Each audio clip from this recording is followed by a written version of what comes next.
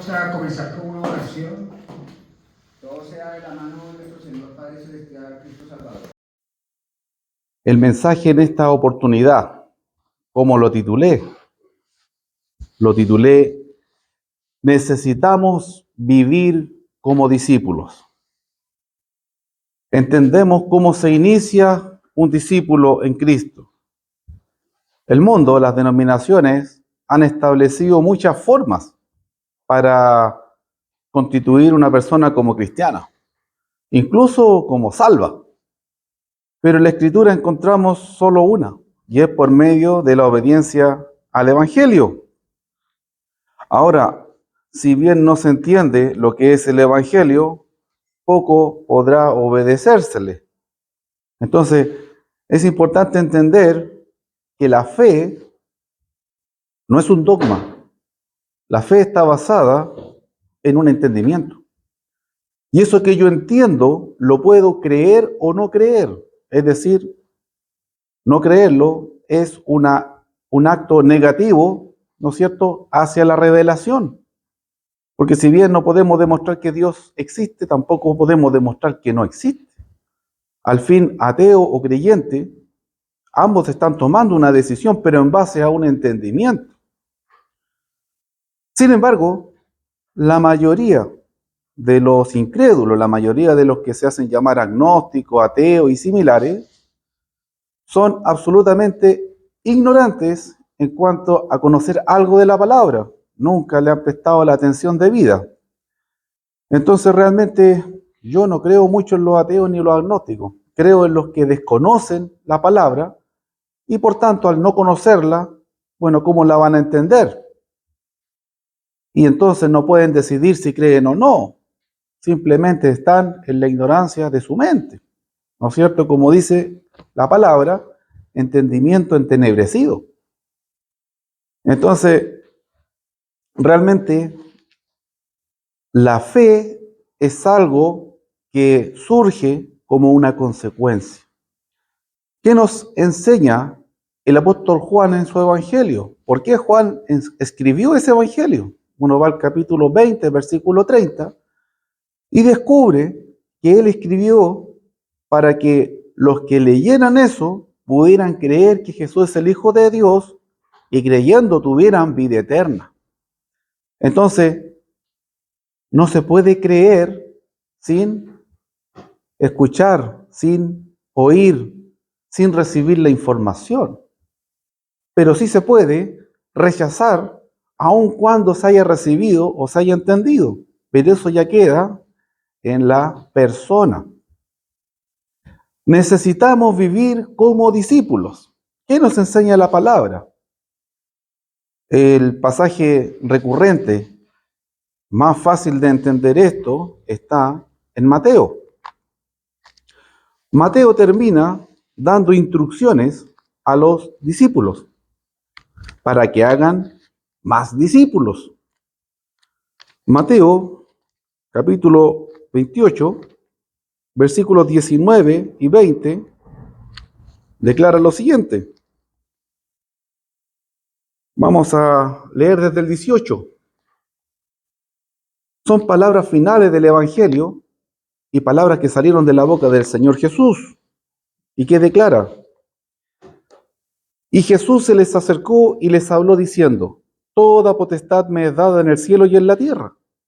Es decir, tenemos que creer o no creer que Jesús tiene toda autoridad o potestad en el cielo y en la tierra.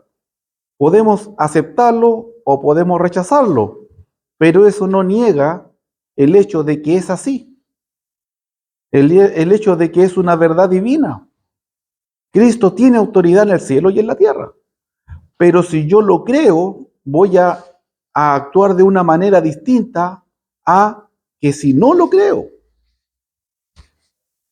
Y el versículo siguiente dice: por tanto, es decir, en virtud de que toda autoridad está en Cristo, Él va a hablar con toda autoridad.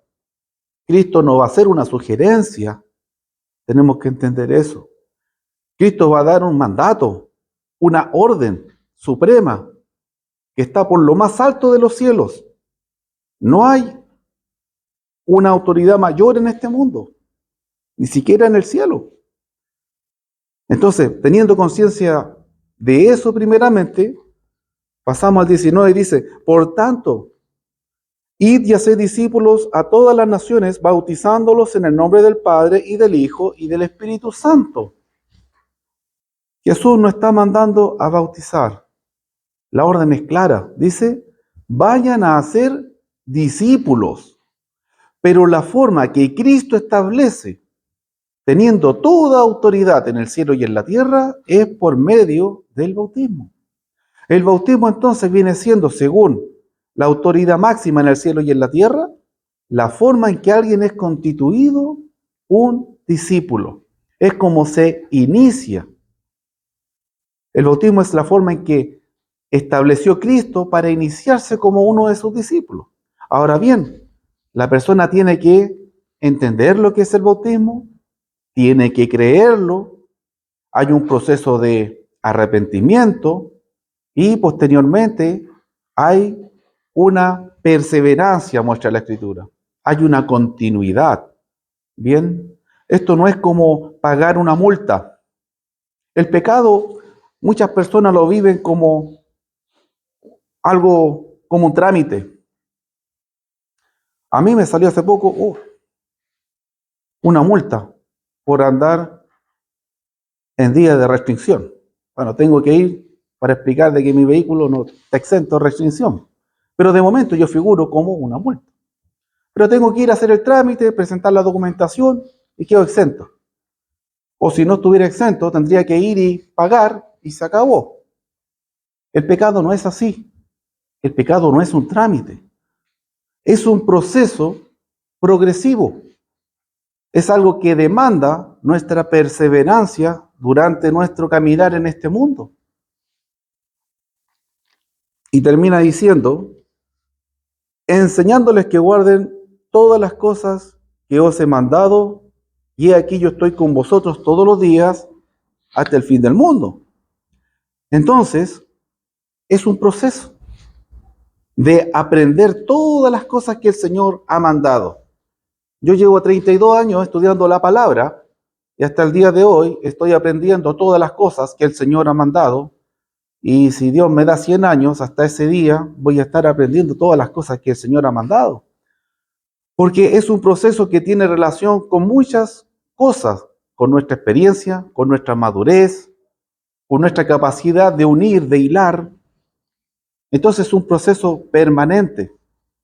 Aunque leamos lo mismo, en un año o dos, nuestra capacidad de comprender eso va a ser más amplia. Entonces hasta aquí entendemos que hay una forma divina de iniciarse como un discípulo y que es necesario también continuar como discípulo. ¿Dónde vemos eso? En el libro de los Hechos.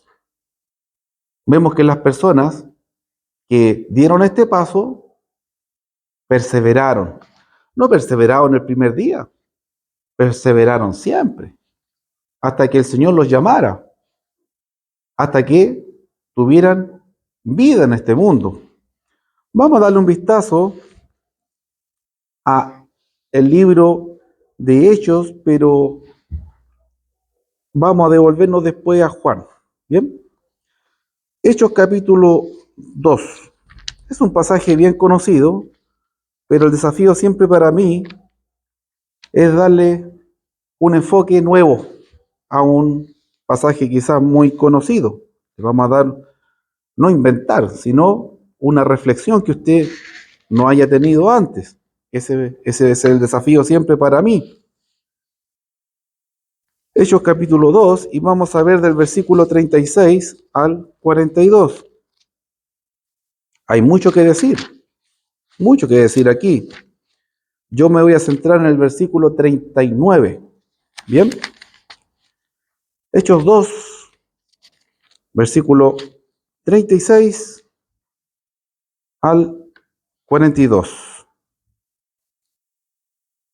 Hablando el apóstol Pedro, dice, sepa pues ciertísimamente toda la casa de Israel, que a este Jesús a quien vosotros crucificasteis, Dios le ha hecho Señor y Cristo. Al oír esto, se compungieron de corazón y dijeron a Pedro y a los otros apóstoles: varones, hermanos, ¿qué haremos? Pedro les dijo: arrepentíos y bautícese cada uno de vosotros en el nombre de Jesucristo para perdón de los pecados, y recibiréis el don del Espíritu Santo. Porque para vosotros es la promesa, y para vuestros hijos, y para todos los que están lejos, para cuantos el Señor nuestro Dios llamare. Y con otras muchas palabras testificaba y les exhortaba, diciendo: sed salvos de esta perversa generación. Así que los que recibieron su palabra fueron bautizados, y se añadieron aquel día como 3,000 personas, y perseveraban en la doctrina de los apóstoles, en la comunión unos con otros, en el partimiento del pan y en las oraciones. Se da cuenta que perseveraban en una actividad, no en algo puntual, no es un trámite. Ya, ¿qué día tengo que ir? ¿A qué hora tengo que ir? Y chao. Porque muchas personas, no estoy diciendo aquí, se han bautizado en su vida de esa manera, sin siquiera entender lo que es el bautismo, y piensan que son salvos. ¿Qué conexión tiene este pasaje que acabo de leer con el anterior? Hay una conexión fuerte. Yo dije que iba a detenerme un momento en el versículo 39. Lo voy a leer. Ya tenemos el contexto. Porque para vosotros es la promesa y para vuestros hijos, para todos los que están lejos, para cuantos el Señor nuestro Dios llamare. Pero la pregunta, hermano, para cada uno de nosotros es: ¿cómo, de qué manera el Señor llama a los que están lejos? ¿Cómo el Señor lo llama a usted? ¿Un día se le apareció un ángel? ¿O tuvo una revelación en sueños? ¿Cómo se le apareció el Señor? ¿Cómo le habló el Señor? Aquí yo voy a volver a leer el versículo 39. Dice: porque para vosotros es la promesa, y para vuestros hijos, y para todos los que están lejos, para cuantos el Señor nuestro Dios llamare. ¿Cómo lo llamó a usted el Señor? ¿Mm? Pero ¿cómo? ¿Cómo lo llamó al Señor? Lo llamó por al menos una persona que amaba tanto a Dios que no se podía dejar para sí mismo solamente ese mensaje de salvación. Amaba tanto a Dios, consideraba tan importante el mensaje por el cual Cristo murió en la cruz, que no era algo para guardárselo solo para Él. Entonces, usted y yo, estando lejos del Señor un día, llegamos al Señor porque alguien, un discípulo, nos presentó el mensaje de salvación. Y si nos vamos a lo que vimos recién en Mateo, ¿cuál fue el mandamiento? Vayan a hacer discípulos. El mandamiento es ir a hacer discípulos. Y la forma en que alguien se inicia como discípulo es el bautismo, entendiendo el bautismo, creyendo lo que es, en esencia, el evangelio ahí, en la figura del bautismo, etc. Pero yo estoy rescatando. Entonces, hermanos, si nos iniciamos como discípulos por medio de otro discípulo, es una cadena. Es una cadena. ¿Hay algún discípulo que está exento, que pagó el parte, la multa, y quedó exento de este mandamiento? ¿Es solo para algunos discípulos llevar el evangelio a otros, hablarle a otros del evangelio? ¿O es un mandamiento universal? Aquí yo veo que es un mandamiento universal. Al término del evangelio de Mateo, Jesús les habla a sus discípulos, en particular: ustedes vayan. Pero hablando uno de esos discípulos que estaba ahí al final de Mateo, que es Pedro, aquí predicando el evangelio en Hechos 2, verso 39, les dice, para ustedes es la promesa y para todos los que están lejos, para el que el Señor llamare. Pero yo insisto, soy insistente, enfático en esto, hermano. ¿Y de qué manera Dios está llamando al que está lejos? ¿De qué manera Dios está llamando a ese hijo, a ese padre, etcétera? Como está en el versículo 39. ¿Sabemos cómo? Sabemos, por medio de la predicación del mensaje. No es nuestra responsabilidad creer el mensaje. No es nuestra responsabilidad obedecer el mensaje que predicamos, porque nosotros ya pasamos por esa responsabilidad. Si nosotros estamos transmitiendo el mensaje a otro, estamos presentando el plan de salvación, el mensaje de salvación en Cristo a otro, es porque obviamente nosotros ya, primero, lo entendimos. Segundo, lo creímos, nos arrepentimos, hubo un proceso de conversión, nos bautizamos y estamos perseverando. No tendría ningún sentido que estuviéramos predicando el Evangelio que nosotros no creemos, que nosotros no hemos obedecido. ¿No es cierto? Entonces, la forma en que Dios usa para llegar a los que están lejos es por medio de la iglesia. Por medio de la iglesia. La iglesia es el instrumento de Dios para llegar a los que están lejos de la salvación, los que están en la ignorancia de Cristo, en el desconocimiento de la vida eterna, y por tanto en condenación, y por tanto en condenación eterna. Ahora sí vamos a ir a Juan, hermanos, el capítulo 4. El capítulo 4 de Juan, tenemos el relato de la mujer samaritana. La idea en el versículo siguiente, diciendo, mi comida es que haga la voluntad del que me envió y que acabe su obra. Fíjese, hay comida espiritual y hay comida física. Sabemos las consecuencias de no alimentarnos físicamente, son evidentes. Hay países enteros que están en desnutrición, en hambre. Pero tenemos conciencia de la falta de nutrición espiritual, o porque no lo vemos tangiblemente, a veces lo obviamos, lo ignoramos. No es muy distinto. Lo que no se alimenta muere. Es un proceso. Usted no se va a morir por no comer un rato, por no comer un día. Pero ya pasando la semana o dos, ya va a haber consecuencias que a veces son irreversibles. Hasta el punto de inanición puede morir. O sea, si ya llega un límite al cuerpo y si ya no hubo alimentación, muere. Un deceso. Espiritualmente, el Señor dice que su comida es que haga la voluntad del que le envió y que acabe su obra.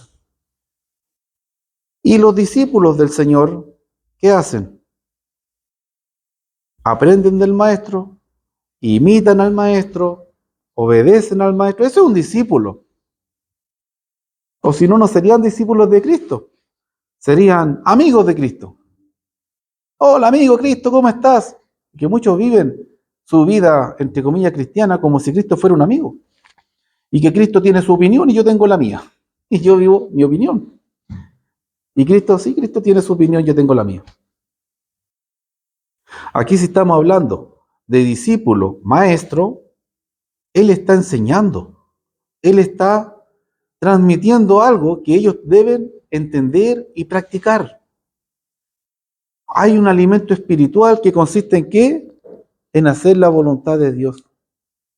Hacemos la voluntad de Dios, hay nutrición espiritual en nuestra vida. Hay madurez, va a haber crecimiento. Pero si no nos nutrimos, va a haber todo lo contrario. Y hay muchas personas que se quejan de las consecuencias, pero no atacan la causa. No atacan la causa. ¿No es cierto? En el mismo versículo siguiente dice, el mismo pasaje, ¿no decís vosotros aún faltan 4 meses para que llegue la siega? Es decir, llega la hora de cosechar, hermano. Ya está maduro el fruto, ¿ya? Pero aquí literalmente faltaban